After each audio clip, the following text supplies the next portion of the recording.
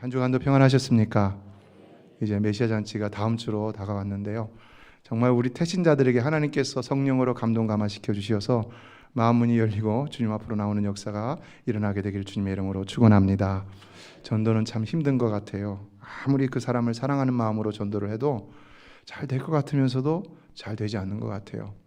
저도 지금 태신자를 정해놓고 매주일 방문하고 있거든요. 몇 주째 방문하는데 잘 마음이 안 움직이는 것 같아요.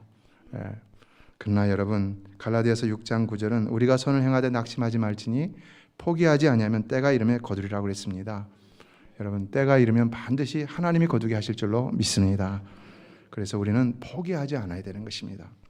어느 목사님이 대학에서 성경 공부를 인도했는데 거기에 교수부부가 참석을 했습니다. 근데 부인은 부인은 예수를 잘 믿었어요. 근데 남편이 예수를 믿질 않았어요. 근데도 참석을 했어요. 그래서 이 목사님이 그분을 전도하려고 열심히 복음 제시도 하고 자주 만나기도 하고 연락도 했는데 전혀 복음을 받아들이지 않더라는 것입니다. 그래서 포기를 하고 몇 년간 만나지 못했는데 나중에 만났는데 놀라운 일이 벌어졌다는 것입니다. 집으로 오라고 해서 가봤더니 이 사람이 완전히 변해 있더라는 것인데요. 이제는 예수를 아주 뜨겁게 믿는 사람으로 변해 있었다는 것입니다. 그래서 어떻게 된 일입니까? 물어봤더니 이분이 이런 말을 하더라는 것입니다. 제가 변화된 데에는 어떤 특별한 동기가 없고 그냥 옛날에 목사님과 성경 공부를 할 때 별 관심 없이 보고 들은 것이 나중에 생각나서였습니다. 여러분, 복음은 진리인 줄로 믿습니다. 반드시 생명력이 있는 줄 믿습니다. 복음은 진리니까요. 진리는 역사되어지는 것입니다. 그래서 이제는 예수를 믿을 결심을 하게 되었고 더 나아가서 전도를 열심히 하는 사람이 되었다는 것인데요. 그때 목사님은 그런 말을 했다고 합니다. 나는 당신이 절대로 예수 믿을 거라고 생각하지 않았다. 그래서 전도를 깨끗이 단념했었는데 어떻게 된 건가? 그래서 이 말씀이 생각났다는 것입니다. 갈라디아서 6장 9절 우리가 선을 행하다 낙심하지 말지니 포기하지 않으면 때가 이르매 거두리라. 여러분, 여러분의 뿌려놓은 씨앗도 때가 되면 반드시 열매를 거두게 될 줄로 믿습니다. 전도는 인간의 노력의 결과이기 전에 성령을 통한 하나님의 전적인 역사입니다. 그래서 성경은 성령으로 하지 아니하고는 누구든지 예수를 주라 할 수 없느니라고 말씀했습니다. 그러니까 우리는 한 영혼의 구원을 위해서 복음을 열심히 전해야 하지만 그러나 열매가 없더라도 포기하지 말고 성령께서 역사하시는 그 때를 기다려야 한다는 것이죠. 때가 있습니다. 때가 있는 줄로 믿습니다. 성경을 보면 때라는 말이 많이 나와요. 이거 영어 성경에서 보면 타임이라고 번역을 해놨는데요. 그런데 헬라어 성경을 보면요, 두 단어로 되어 있습니다. 여러분이 잘 아시는 크로노스와 카이로스입니다. 크로노스는 뭡니까? 수평적으로 흐르는 시간이죠. 우리가 가지고 있는 시계가 크로노스를 가리키죠. 1시, 2시, 3시 이렇게 흐르는 시간을 얘기합니다. 카이로스는 뭡니까? 카이로스는 특별한 일이 일어나는 때입니다. 이거는 수직적인 의미의 시간이라고 할 수가 있습니다. 왜 수직적이냐? 히브리인의 개념에서 시간은 이 카이로스라는 단어를 많이 쓰는데요. 창조주 하나님과의 관계성 속에서 모든 일들이 일어난다고 생각하기 때문인 것입니다. 그래서 이 카이로스의 시간에 하나님의 구원도 일어나고 하나님의 치유의 역사도 일어나고 심지어는 심판도 일어난다는 것입니다. 전도서는요, 천하 범사의 모든 때가 있다고 그랬어요. 그래서 카이로스의 때 우리가 나기도 하고 카이로스 때에 우리가 죽기도 하고 그 모든 때가 다 카이로스라는 것입니다. 하나님이 하시는 때이기 때문이라는 것입니다. 여러분, 저와 여러분도 이와 같은 하나님의 카이로스의 때에 예수 그리스도를 만나게 된 줄로 믿습니다. 오늘도 여러분이 정말 은혜 받고 하나님 앞에서 귀한 그 구원의 감격을 누리게 된다면 오늘 이 시간이 또 여러분에게 귀한 카이로스가 될 줄로 믿습니다. 그런 은혜를 누리시길 주의 이름으로 축복합니다. 이처럼 우리 태신자들도 반드시 하나님이 부르시는 때가 있다는 겁니다. 갈라디아서 4장 4절은 예수님이 이 땅에 오셨을 때 때를 말하는데 뭐라고 표현합니까? 때가 참해라고 했어요. 때가 참해. When the time had fully come. 때가 참해라고 했어요. 그래서 우리 태신자들도요, 그들의 때가 차면 구원을 받는다는 것을 우리는 기억해야 되는 것입니다. 그래서 복음을 전하고 기다려야 합니다. 포기하지 말고 기다려야 됩니다. 하나님이 택하신 백성이라면 반드시 그가 듣고 예수께로 돌아와 지옥 가지 아니하고 천국 가게 될 줄로 믿습니다. 우리의 목표는 그거죠. 그 영혼을 살리는 것이죠. 무엇으로도 해결할 수 없는 죄의 문제를 하나님의 은혜로 해결하게 해주고, 그리고 죽어서 심판받아 지옥 갈 영혼을 하늘나라 천국으로 인도하는 이것이 바로 우리가 복음을 전하는 유일한 이유인 것이죠. 예, 오늘 본문은 우리에게 전도에 관한 몇 가지 중요한 것을 가르쳐주고 있는데요. 첫째, 본문은 우리는 복음을 부끄러워하지 말아야 된다라는 사실을 가르쳐주고 있습니다. 11절을 같이 읽어볼까요? 시작. 성경에 이르되 누구든지 그를 믿는 자는 부끄러움을 당하지 아니하리라 하니. 여러분, 왜 우리가 복음을 부끄러워해야 할까요? 복음을 부끄러워할 이유가 없는 것이죠. 복음은 부끄러운 것이 아니기 때문입니다.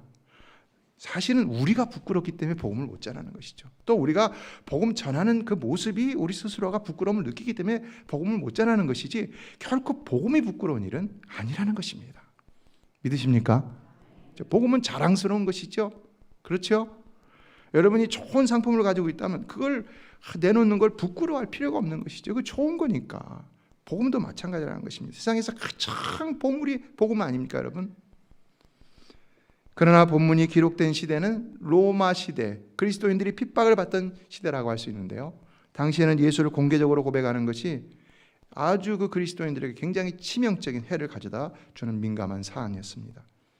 그래서 그리스도인으로 의심이 되면 이 로마 군인들이 붙잡아다가 믿음을 고백하게 했다고 합니다. 그래서 믿음을 고백하면 죽였다는 것인데요. 재미있죠? 믿음을 고백하면, 그러면 그 믿음은 진짜 믿음입니까? 가짜 믿음입니까? 진짜 믿음이잖아요. 그렇죠? 죽음을 무릅쓰고 하는 믿음. 그런데 많은 그리스도인들이 그 죽음 때문에 그리스도인으로서 믿음을 고백하는 것을 주저하고 부끄러워했다는 것입니다. 이에 사도 바울은 그러지 말라는 것입니다. 복음은 절대로 어떤 경우에도 부끄러워해서는 안 된다. 왜냐? 왜 그럴까요? 결정적인 이유가 뭘까요? 마태복음 10장 28절에서 예수님이 말씀했습니다. 같이 읽어볼까요? 시작. 몸은 죽여도 영혼은 능히 죽이지 못하는 자들을 두려워하지 말고 오직 몸과 영혼을 능히 지옥에 멸하실 일을 있는 일을 두려워하라. 성도 여러분, 우리는 세상을 두려워할 것이 아니라 하나님을 더 두려워해야 할 줄로 믿습니다. 하나님은요, 몸도 죽이고 영혼도 죽인다는 것입니다. 세상은 우리 몸만 죽일 수 있지만요, 하나님은요, 그 몸을 죽이는 세상의 어떤 권력이라도 언제든지 일시에라도 심판하시고 멸망시키실 수 있는 분입니다. 하나님은 모든 심판자 위에 계신 심판자 중에 심판자이십니다. 하나님은 최후의 심판자이신 것입니다. 그 하나님을 두려워야 된다는 것입니다. 히브리서 9장 27절은 말합니다. 한 번 죽는 것은 사람에게 정해진 것이요 그 후에는 심판이 있으리니. 죽어서 인생이 끝나고 사라지는 것이 아니라는 겁니다. 반드시 그 후에는 심판이 있게 된다는 것입니다.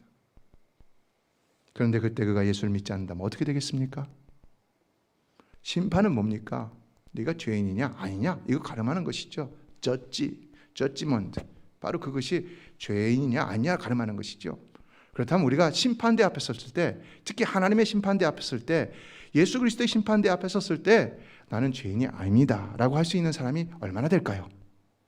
여러분은 죄를 안 짓고 삽니까? 그렇죠. 우리는 누구나 범죄하며 삽니다. 아담과 하와가 선악과를 따먹은 이후로 죄가 죄를 낳고 또 죄가 죄를 낳으면서 우리는 수많은 죄악 가운데 살아갑니다. 그래서 오늘도 생각하는 것이 죄악된 생각이었던 것들이 많이 있고, 우리 입술로 범죄하였고 우리의 삶의 행실로 범죄하며 살아가고 있습니다. 그런데 우리가 어떻게 형벌을 피할 수 있다는 것입니까? 그런데 하나님께서 그런 우리 모두의 구제불능의 죄를 위해서 자신의 유일한 아들 예수 그리스도를 우리 죄 대신 십자가에서 죽이심으로 우리의 놀라운 구원을 이루셨다는 것입니다. 이것을 믿느냐? 믿으십니까? 믿기 힘든 일이에요, 사실은요. 근데 그렇기 때문에 이 믿음이 귀한 것이고요. 그렇기 때문에 이걸 믿어야 반드시 구원을 받는다는 것입니다. 예, 당시 성도들이 믿음을 고백하면 로마로부터는 수치와 능멸을 당하며 죽임을 당하기도 했지만, 그러나 사도 바울이 얘기하는 것은 하나님의 최후의 심판대 앞에서는 어떻게 될 것이냐? 결코 부끄럽지 않다는 것입니다. 하나님의 심판대 앞에서는 결코 부끄러움을 당하지 아니하고 이제는 영원한 나에 이르러서 영생 복락을 누리며 영원히 살아가게 된다는 것입니다. 그러나 우리가 복음을 부끄러워한다면 어떻게 되겠는가? 어떻게 되겠습니까? 도리어 하나님의 최후의 심판대 앞에서는 우리가 부끄러움을 당하게 되는 것이지요. 그러므로 부끄러워하지 말라는 것입니다. 믿음을 고백하는 일도 부끄러워하지 마시고 복음을 전하는 일도 부끄러워하지 마시기 바랍니다. 여러분, 이 복음이 정말로 무엇과도 바꿀 수 없는 참된 진리라는 사실을 믿으십니까? 그렇다면 조금 더 부끄러워하지 마시고 아낌없이 이 복음을 사랑하는 사람들에게 전해주시기 바랍니다. 사도 바울은요, 사도행전 20장 24절에서 이런 고백합니다. 내가 달려갈 길과 주 예수께 받은 사명 곧 하나님의 은혜의 복음을 증언하는 일을 마치려 하면은 나의 생명조차 조금 더 귀한 것으로 여기지 아니하노라. 굉장한 도전을 주고 있죠. 오늘 우리에게는 이런 마음이 있습니까? 여러분에게는 이런 마음이 있습니까? 우리가 정말로 이 복음이 없이는, 이 예수를 믿는 믿음이 없이는 죽어서 끝장난다는 것을 안다면은 여러분, 이것을 전하지 않고 견딜 수 있는 마음이 있습니까? 우리는 과연 진정 믿음이 있는 사람들입니까? 굉장한 도전을 주고 있죠. 여러분도 이 진리를 깨닫는 것처럼, 이 진리의 귀중함을 가치 있게 여기는 것처럼 정말로 예수 믿지 않는 그 한 영혼을 구원하기 위해서 여러분의 남은 생에 가치 있는 일을 행할 수 있게 되기를 주님의 이름으로 축원합니다. 어느 날 무디 선생님이 버스를 기다리는 한 사람에게 전도를 했습니다. 예수 믿으세요? 그랬더니 그가 말합니다. 내가 예수를 믿건 안 믿건 당신이 무슨 상관이요? 참 당황스럽죠. 저도 전도를 해보면요, 막 달려드는 사람이 있는데요, 당황스러워요. 여러분, 그때 우리 어떻게 되겠습니까? 부끄러워서 막 피하고 싶은데요. 근데 그때 정말 부끄러워서 피하면요, 우리 복음이 부끄러운 것이 되는 겁니다. 그거 아무것도 아니네, 그 사람은 그렇게 생각할 거예요. 우리는 복음의 확신을 가지고 복음을 전해야 되는 거예요. 그것이 그런 거잖아요. 복음을 확신 있게 전해야 되는 것이잖아요. 이 무디 목사님이요, 뒤로 물러서지 않았다고 합니다.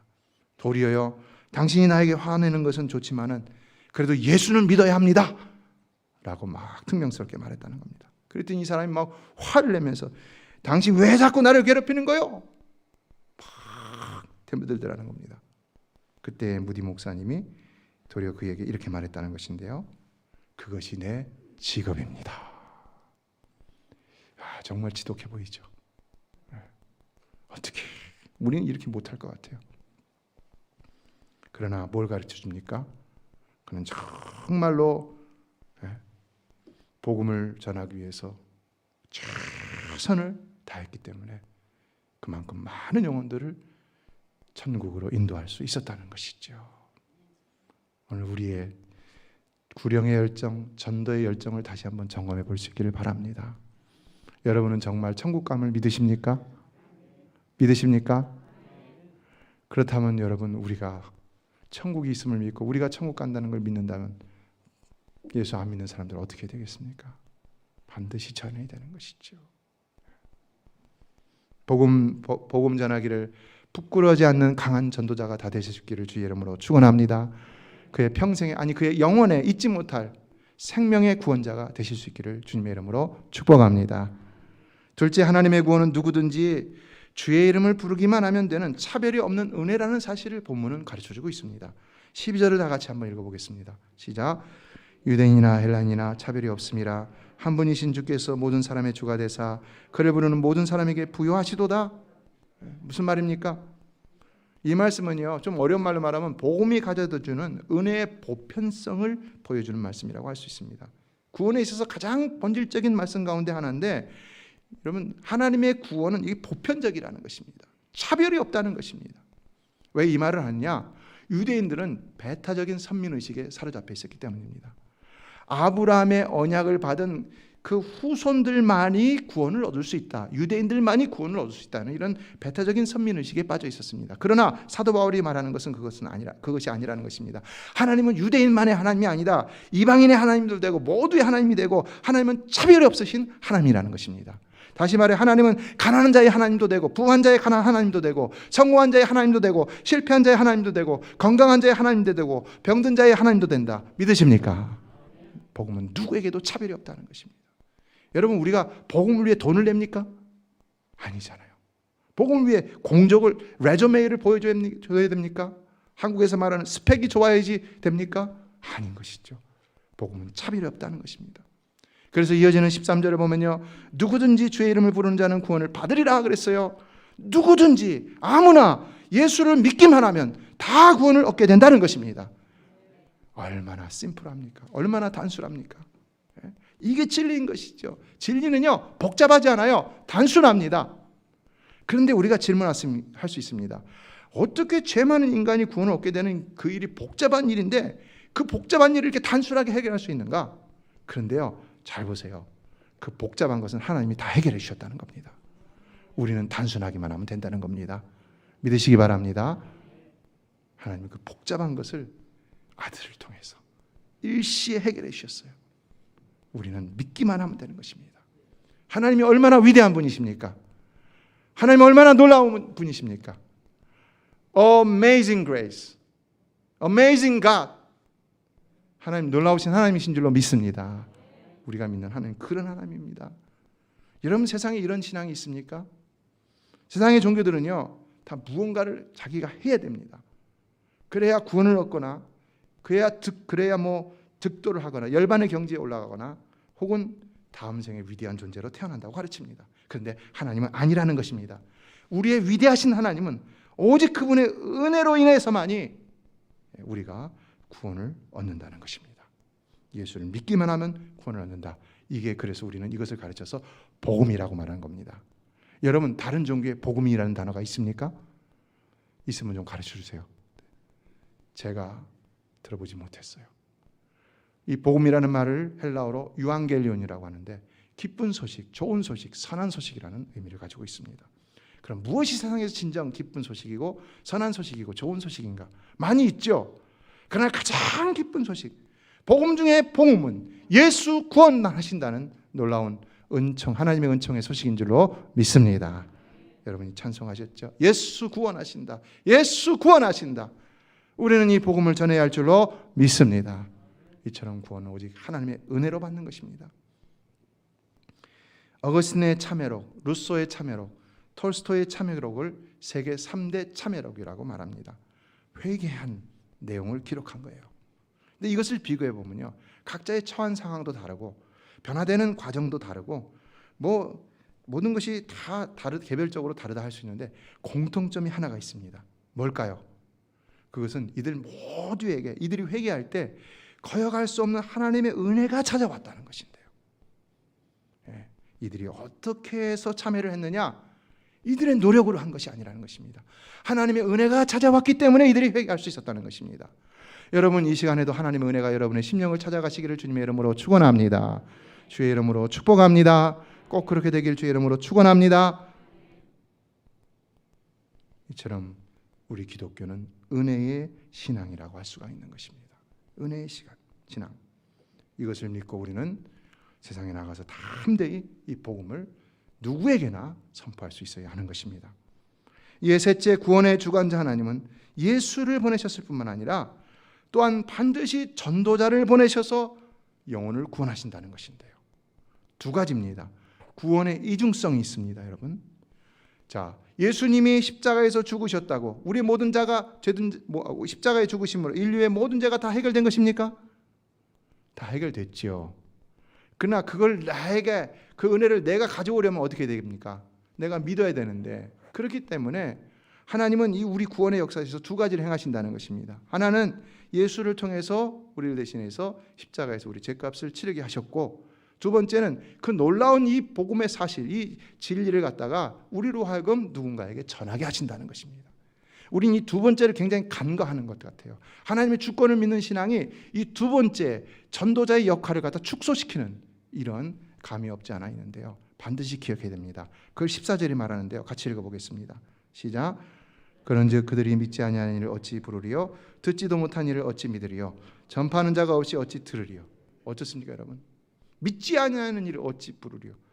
듣지도 못한 일을 어찌 믿으리요? 전파하는 자가 없이 어찌 들으리요? 전파하는 자 거꾸로 썼죠, 그죠? 전파하는 자가 없으면 아무도 믿을 수가 없다는 겁니다. 아무리 예수님께서 우리를 위해서 우리의 모든 죄를 위해 십자가에서 죽으셨다 할지라도, 그래서 우리의 모든 과거의 죄, 현재의 죄, 미래의 모든 죄가 그 모든 예수 그리스도의 십자가 공로로 말미암아 다 죄값을 치르게 되었다 할지라도 그거를 전해서 듣고 믿어야 내 것이 되는 것이지, 그렇지 않으면 아무런 소용이 없다는 것입니다. 아무리 우리 집에 금단지가 있으면 뭐합니까? 내가 갖고 와서 내놓아야죠.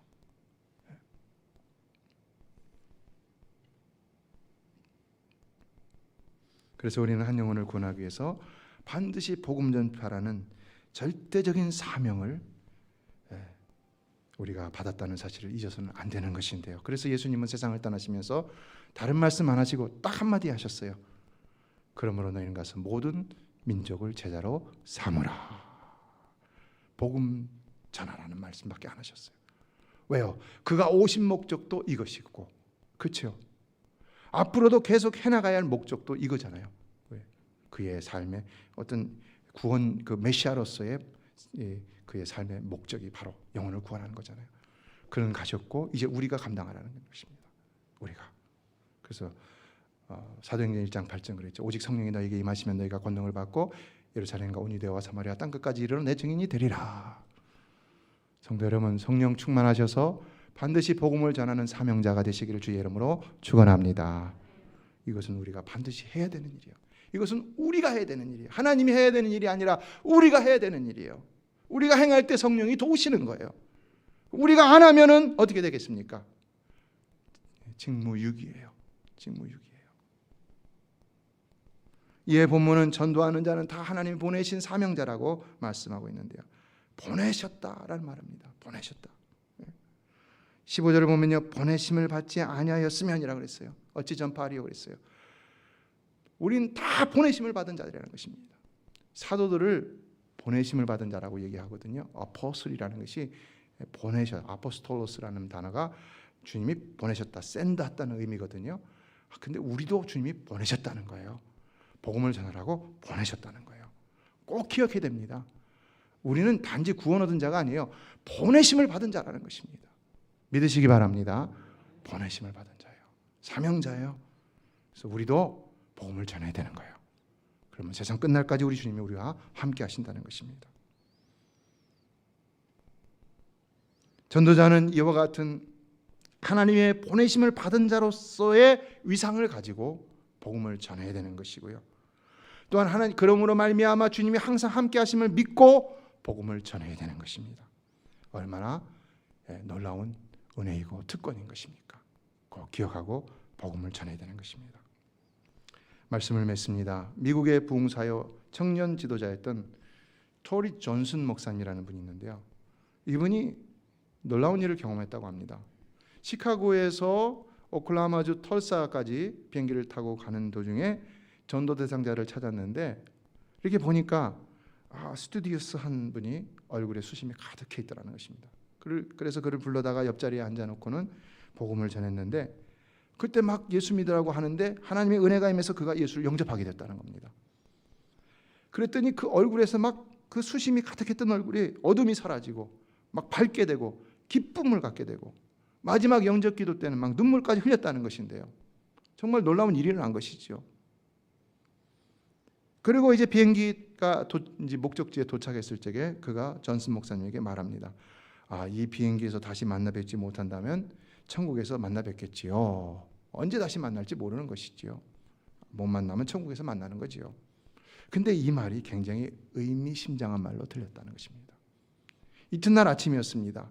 목사님이 호텔에서 조간신문을 펼쳤는데 그 신문 전면에 그 터사에서 달라스로 가던 비행기 한 대가 추락했다는 기사가 났다는 겁니다. 그래서 자세히 보니까 자기가 탔던 비행기였다고 합니다. 그런데 그 비행기 안에 있었던 승무원들과 승객들이 다 죽었다는 겁니다. 그래서 사명자 명단을 봤더니 거기에 그 스튜디오스 이름이 있더라는 겁니다. 어떻게 된 겁니까, 여러분? 하나님이 그 목사님을 그 스튜디오스에게 보내주셨던 것이지요. 샌딩하셨던 것이지요. 만일 그가 예수를 영접하지 않냐고 사고를 당했다면 어떻게 됐을까요? 만일 우리의 사랑하는 형제들, 부모, 친척, 친구가 예수를 믿지 않고 이 땅을 떠나게 된다면 어떻게 될까요? 어떻게 될까요? 우리 너무나 잘 알고 있잖아요. 하나님은 우리에게 그들에게 복음을 전할 사명을 주셔서 보내시고 계시다는 겁니다. 보내시고 계시다는 것입니다. 그래서 이와 같이 메시아 잔치도 열게 하셨다는 것입니다. 여러분도 이와 같은 사명의식을 다시 한번 마음 가운데 되새기면서 꼭 누군가를 살릴 수 있는 영원한 생명의 은이 꼭 되시기를 주님의 이름으로 축원합니다. 무딘 목사님이요, 평생 후회한 일이 한 번 있다고 합니다. 그거는 시카고 대전도 집회에서 설교를 할 때 일이었는데 자꾸 성령께서 심판과 종말과 영혼 구원에 대한 설교를 하라라는 마음을 주시더라는 것입니다. 근데 자기가 미뤘다고 합니다. 왜냐하면 그 주제는 그 다음 날 저녁에 할 것이었기 때문입니다. 그래서 안 하고 있었는데 그날 밤에 엄청난 일이 일어났다는 겁니다. 자, 그 유명한 시카고 대화재가 일어나갔거든요. 시카고 시내가 불바다가 되고 수많은 사람들이 목숨을 잃었다는 것인데요. 어떻습니까, 여러분? 전도는 절대로 미루면 안 된다는 것이죠. 올 때는 순서가 있지만 갈 때는 순서가 없어요. 젊은 사람이라고 오래 산다 장담 못하는 겁니다. 기회는요, 있을 때 잡아야 되는 겁니다. 메시아 전체가 그 기회가 되기를 주님의 이름으로 축복합니다. 그래서 사도 바울은 너는 말씀을 전파하라, 때를 얻든지 못 얻든지 항상 힘쓰라, 범사에 오래 참음과 가르침으로 경책하며 경계하며 권하라 라고 했습니다. 블란서가 독일에 의해서 어려움을 당할 때 레지스탕스 저항운동을 하는 사람들이 있었습니다. 그런데 전쟁이 끝나갈 무렵에 한 젊은이가 이 레지스탕스 저항운동하는 사람들에게 붙들려 갖고는 사형대에 오르게 됐다는 것입니다. 왜 올랐을까? 그런데 이 젊은이가 억울하다고 호소를 합니다. 왜냐하면 자기는 나치에게도 협조한 적이 없고 또 누군가에게 총을 들고 싸운 적도 없는데 왜 나를 죽이려고 하느냐? 나는 아무것도 하지 않았다. 근데 왜 죽이려고 하느냐? 그랬더니 그 레지스탕스 가운데 한 사람이 나와갖고 이런 말을 했다는 것입니다. 수많은 사람이 이 나라의 독립을 위해서 피를 흘리고 죽어가고 있을 때 당신은 아무것도 안 했다는 것입니까? 그것이 바로 당신이 죽어야 할 이유입니다. 무슨 말이죠? 아무것도 안 하는 거 괜찮은가? 아니라는 거죠. 그것도 무서운 죄가 될 수 있다는 것이죠. 성경적으로 맞습니까? 틀립니까? 맞죠. 어디서 발견할 수 있습니까? 달란트의 비유에서 발견할 수 있는 것입니다. 아무것도 안 하는 것, 그거 큰 죄입니다. 주님은 분명히 아무것도 안 하는 한 달란트 받은 자를 향해서 악하고 게으른 종아 라고 하시며 심판의 말씀을 하셨습니다. 우리가 직분을 받은 것이 중요한 것이 아닙니다. 받은 직분 감당하는 것이 더 중요한 것입니다. 직분을 받고 아무것도 안 하는 거 괜찮은 것인가? 아니라는 것입니다. 반드시 감당해야 되는 것입니다. 무엇보다도 우리가 보내심을 받은 자들로서 전도 안 하는 거 괜찮은가? 해야 된다는 겁니다. 주님이 반드시 우리에게 묻는다는 것입니다. 전도는 이만큼 중요한 일인 것입니다. 그래서 오늘도 총회에서 1년 중에 이 유일하게 하루만을 선교주일로 정해갖고, 다른 부서들은 이런 게 없어요. 특정한 날이 선교부만 이것이 있어요. 총회 선교주일로 정해갖고 이렇게 지키게 하고 있는데요. 영혼 구원이 그만큼 중요하기 때문에 이것을 하게 하는 것이죠. 예수를 믿기만 하면 됩니다. 믿으시기 바랍니다. 이 놀라운 기쁜 소식, 복음의 소식, 이 정말 좋은 소식, 선한 소식, 심플한 단순한 소식, 진리죠. 꼭 여러분 전하실 수 있기를 주님의 이름으로 축원합니다. 메시아 잔치가 초라한 잔치가 되지 않을까, 이런 걱정과 염려는 있습니다. 목회자로서 당연히 가질 수 있는 걱정이겠지요. 여러분 힘을 합할 수 있기를 바랍니다. 할렐루야. 다 같이 힘을 내서 우리 잔치가 초라한 잔치가 아니라 풍성한 잔치가 될 수 있도록, 이제는요 산과 들에 가서 아무나 오라, 뭐 주님의 구원에는 차별이 없으니까요. 여러분 빈자리를 채우심으로 풍성한 잔치가 되는, 그래서 주님이 기뻐하시는 시간이 될 수 있는 복된 메시아 잔치가 되게 하시기를 주님의 이름으로 축원합니다. 우리 같이 기도합니다.